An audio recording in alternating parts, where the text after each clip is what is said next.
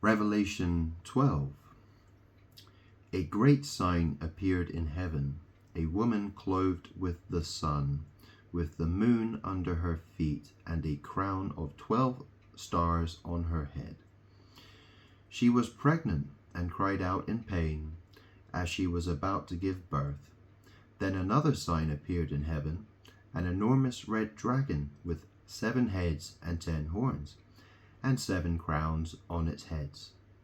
Its tail swept a third of the stars out of the sky and flung them to the earth. The dragon stood in front of the woman who was about to give birth, so that it might devour her child the moment he was born.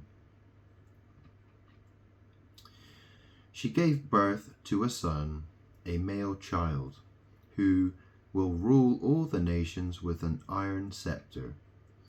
And her child was snatched up to God and to his throne. The woman fled into the wilderness to a place prepared for her by God, where she might be taken care of for 1,260 days. Then war broke out in heaven. Michael and his angels fought against the dragon, and the dragon and his angels fought back. But he was not strong enough, and they lost their place in heaven. The great dragon was hurled down, that ancient serpent called the devil or Satan, who leads the whole world astray. He was hurled to the earth, and his angels with him. Then I heard a loud voice in heaven say, "Now have come the salvation and the power and the kingdom of our God, and the authority of his Messiah. For the accuser of our brothers and sisters, who accuses them before our God day and night, has been hurled down. They triumphed over him by the blood of the Lamb and by the word of their testimony. They did not love their lives so much as to shrink from death. Therefore rejoice, you heavens, and you who dwell in them. But woe to the earth and the sea, because the devil has gone down to you. He is filled with fury, because he knows that his time is short."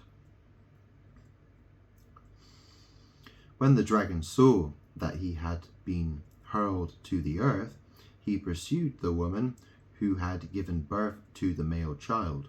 The woman was given the 2 wings of a great eagle, so that she might fly to the place prepared for her in the wilderness, where she would be taken care of for a time, times and half a time, out of the serpent's reach. Then from his mouth the serpent spewed water like a river to overtake the woman and sweep her away with the torrent.